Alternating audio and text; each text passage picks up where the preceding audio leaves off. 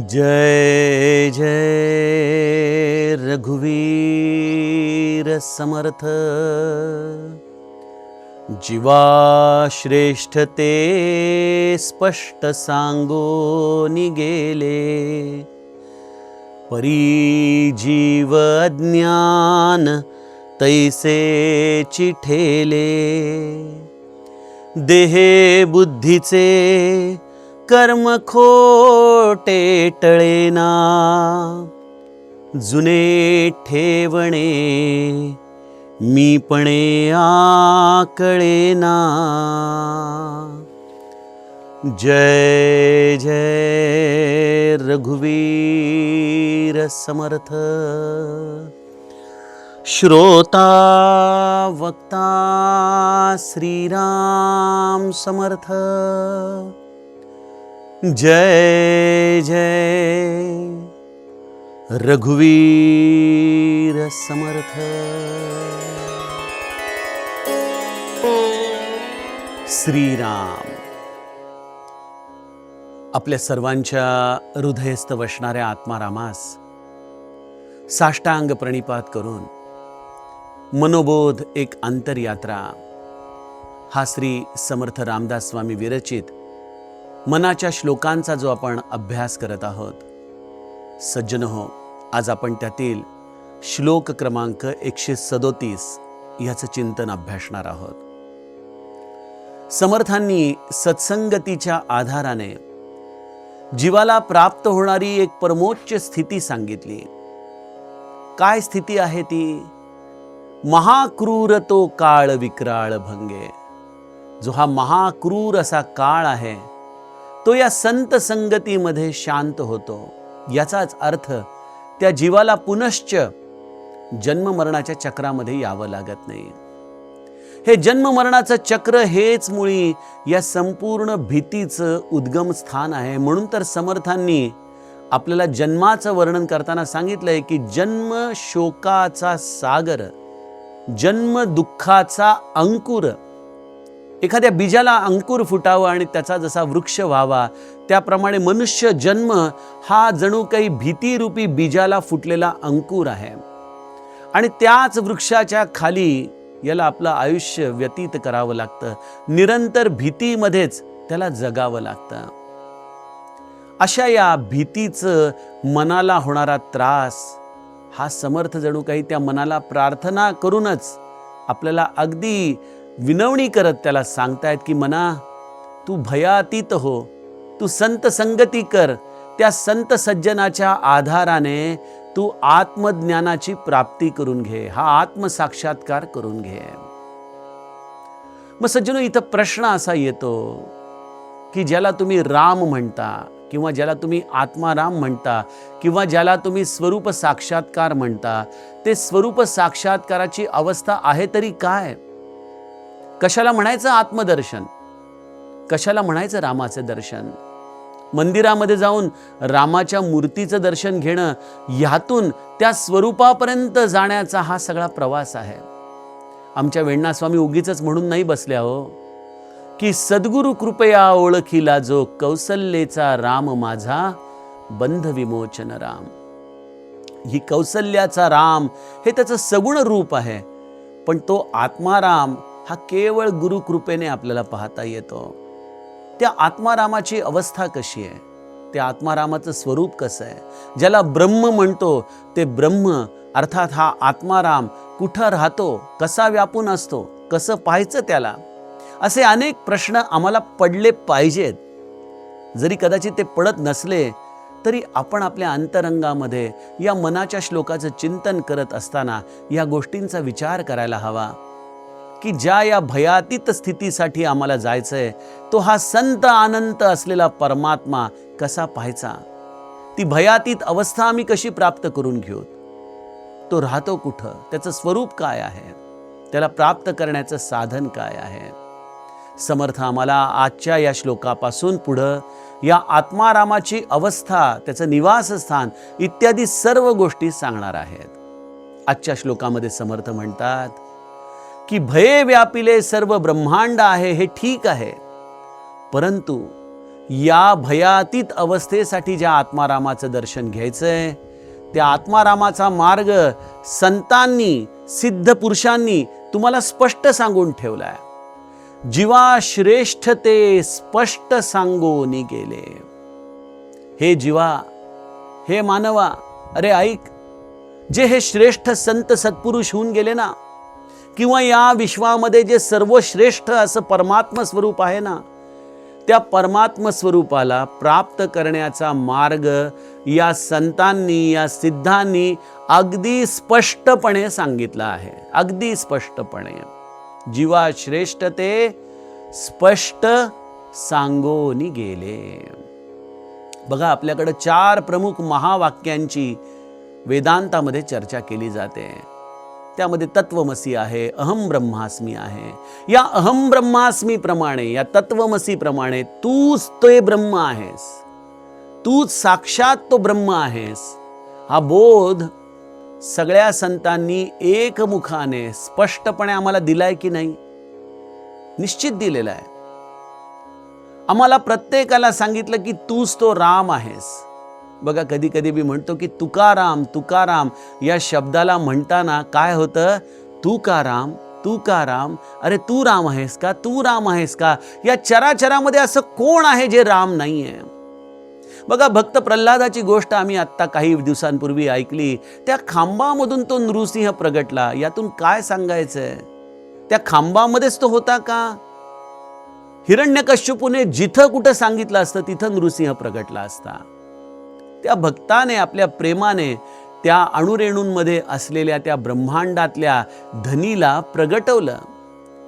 या चराचरामध्ये अशी कुठली गोष्ट नाही ज्याच्यामध्ये तो परमात्मा राहत नाही. तो माझ्यामध्ये देखील तेवढ्याच समानत्वाने राहतो. आणि हेच आम्हाला सगळ्या संतांनी एकमुखाने सांगितले, एकमुखाने. यामध्ये कुठेही भेद नाही. जीवा श्रेष्ठ ते स्पष्ट सांगोनी गेले. स्पष्ट सांगितलंय. त्यामध्ये कुठल्याही प्रकारचं हिडन अजेंडा नाही, हिडन शब्द नाहीत. तूच ब्रह्म आहेस, तूच ब्रह्म आहेस.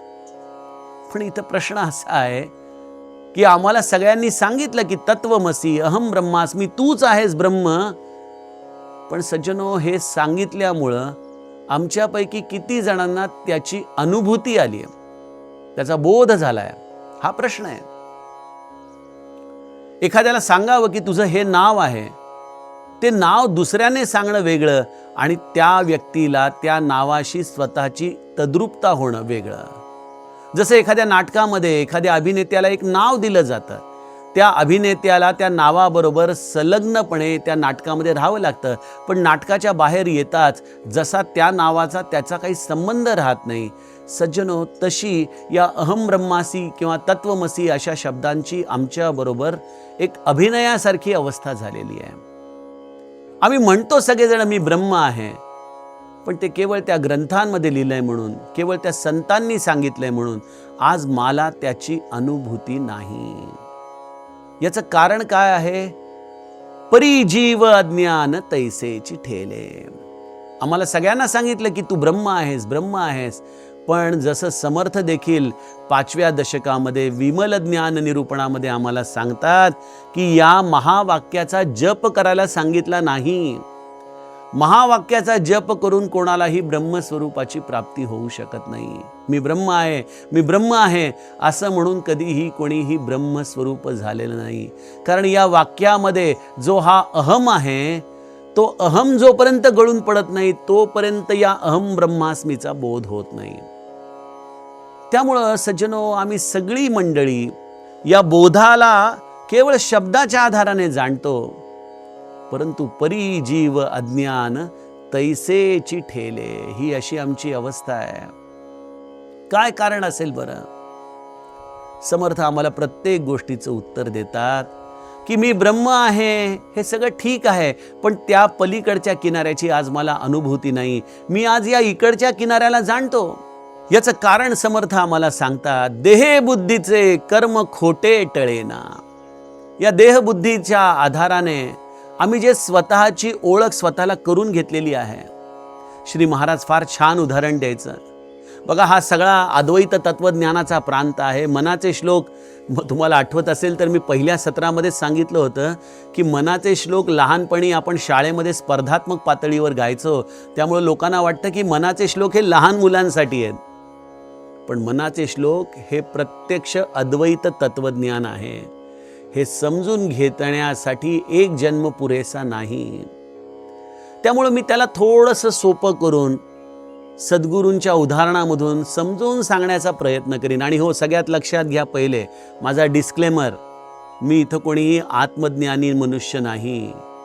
मी देखील एखाद्या क्रिकेटची कॉमेंट्री जसा सांगतो ती क्रिकेटची कॉमेंट्री सांगणारा माणूस आहे. कारण हे केवळ मला या संत चरित्रामध्ये उदाहरणातून कळतं की हे आत्मज्ञानी झालेले संत कसे वागतात, कसे राहतात, कसे बोलतात. मी केवळ त्यांच्या चरित्राच्या आधाराने तुम्हाला या स्वरूप दर्शनाची स्थिती सांगतो. समर्थ आपल्याला इथं म्हणतात की देहबुद्धीचे कर्म खोटे टळेना. ही देहबुद्धी ही आम्ही अगदी स्वभावतः स्वीकारलेली आहे. महाराज याला फार छान उदाहरण द्यायचे. महाराज म्हणायचे की एखादा व्यक्ती जर एखाद्या खोलीमध्ये झोपलेला असेल आणि तिथं आणखीनही काही लोक झोपली असतील आणि जर एखाद्या त्या व्यक्तीला हाक मारायची वेळ आली आणि जर आपण त्याच्या गुणधर्मांच्या आधाराने हाक मारायला लागलो की अहो उंच माणसांना, अहो बँकेमध्ये सर्व्हिसला असलेले, अहो ते गोरेपान झोपलेले, अशा पद्धतीने आपण त्याच्या गुणांच्या आधाराने त्याला हाक मारली तर कदाचित तो उठणार नाही.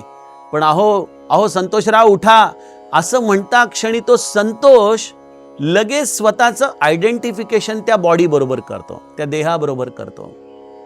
याचं कारण असे की मी म्हणजे देह ही भावना आमची अगदी झोपेमध्ये देखील दृढ झालेली आहे. आणखीन एका उदाहरणाच्या आधाराने समजून घ्या. समजा रस्त्यावरती खूप गर्दी आहे, अगदी शेकडो लोकांचा तिथं चाललेला गोंगाट आहे. अशा गर्दीमध्ये कोणीतरी आपल्याला हाक मारली जोरात की आपण लगेच वळून त्या गर्दीमध्ये आपल्याला कोणी हाक मारली याचा कानोसा घेतो की नाही. म्हणजे मी म्हणजे देह ही आमची बुद्धी अगदी स्वाभाविक झालेली आहे, आमचा स्वभाव झाला आहे. आणि व्यावहारिक पातळीवरती हे सगळं ठीक आहे. पण याचे आध्यात्मिक अर्थ, याचे आध्यात्मिक अंग जेव्हा आपण बघतो तेव्हा लक्षात येतं की या देहबुद्धीला मी सत्य मानल्यामुळं हा देह सुखी म्हणजे मी सुखी, हा देहाला आनंद म्हणजे मला आनंद, ही अशी आम्ही आमच्या मनाची अवस्था करून घेतलेली आहे. आणि आपल्याला लक्षात येते की ज्या देहाबरोबर मी राहतो, ज्या देहाबरोबर मी भोग घेतो आणि त्या देहाचाच एक दिवशी सोडून मी त्याचा त्याग करतो, मग मी जातो कुठं, मी राहतो कुठं, मी आहे कोण? किती काळ मी त्या स्वतःला त्या चुकीच्या एक प्रकारे आंदण घेतलेल्या एका देहाबरोबर राहू आणि ही चूक करत राहू की मी तोच आहे, मी तोच आहे. अगदी व्यावहारिक पातळीवर आणखीन एक उदाहरण देतो की आपण दररोज शर्ट घालतो, काहीतरी विजार घालतो, काही कपडे घालतो. ते कपडे कालांतराने फाटतात, आपण टाकून देतो, जुने होतात. आजपर्यंत अशी कोणी व्यक्ती तुम्ही बघितली आहे का की ते कपडे म्हणजेच मी आहे असं समजणारी? आपण जर अशी कोणी व्यक्ती बोलायला लागली तर हसायला लागूत की अरे कपड्यांपेक्षा तू वेगळा आहेस बाबा, तू ते कपडे परिधान केले म्हणून काही तू ते होत नाहीस. सज्जनो, हे जसं व्यावहारिक पातळीवरती हास्यास्पद आहे, त्याचप्रमाणे आध्यात्मिक पातळीवरती मी म्हणजे देह ही भावना हास्यास्पद आहे. या देहबुद्धीचा आम्ही निश्चय केला आणि या देहबुद्धीच्या आधाराने देहाला आनंदी ठेवण्यासाठी देहबुद्धीचे कर्म खोटे टळेना, सगळी खोटी कर्म या देहाला आनंदित ठेवण्यासाठी आम्ही करायला सुरुवात केली. मग या देहाला चांगला कपडा पाहिजे, चांगलं खाणं पाहिजे, चांगलं राहायला पाहिजे, आनंद पाहिजे, भोग पाहिजे, यासाठी आपण धडपड करतोय, पैसा कमवतोय. या देहाच्या आधाराने नको नको त्या गोष्टी करतो. आपण बघतो समाजामध्ये किती लांड्या लबाड्या चालतात, स्वतःचा स्वार्थ साधण्यासाठी माणूस किती थरापर्यंत जातो. हे सगळं कशासाठी करतोय? तो या देहाला आनंदी ठेवण्यासाठी. पण हे सगळं कर्म मुळी खोटं आहे. अहो, जो मी नाही त्याचं भरण पोषण करण्यासाठी मी स्वतः झिजतो, मी स्वतःची अधोगती करून घेतो. कारण या देहाचं हे भरण पोषण करण्याच्या नादामध्ये या अंतरंगामध्ये काय प्रकारचे संस्कार होत आहेत, या संस्काराच्या आधाराने हा देह टाकल्यानंतर या असलेल्या माझ्या स्वरूपाला पुनश्च कुठली गती प्राप्त करावी लागणार आहे याची आम्हाला कधी जाणीवच होत नाही, कारण आम्ही चुकीच्या या सदऱ्याला स्वतःचं रूप जाणून बसलो आणि त्याला आनंदी करण्याच्या भानगडीमध्ये अनेक प्रकारची दूषित कर्म आम्ही करू लागलो. म्हणून समर्थांनी इथं शब्द वापरलाय, देहे बुद्धीचे कर्म खोटे टळेना. या अशा कर्मामध्ये आम्ही इतके अडकत जातो, इतके गुंतत जातो की हा विचारच आमच्या मनामध्ये येत नाही की मग मी आहे तरी कोण, माझं स्वरूप काय आहे.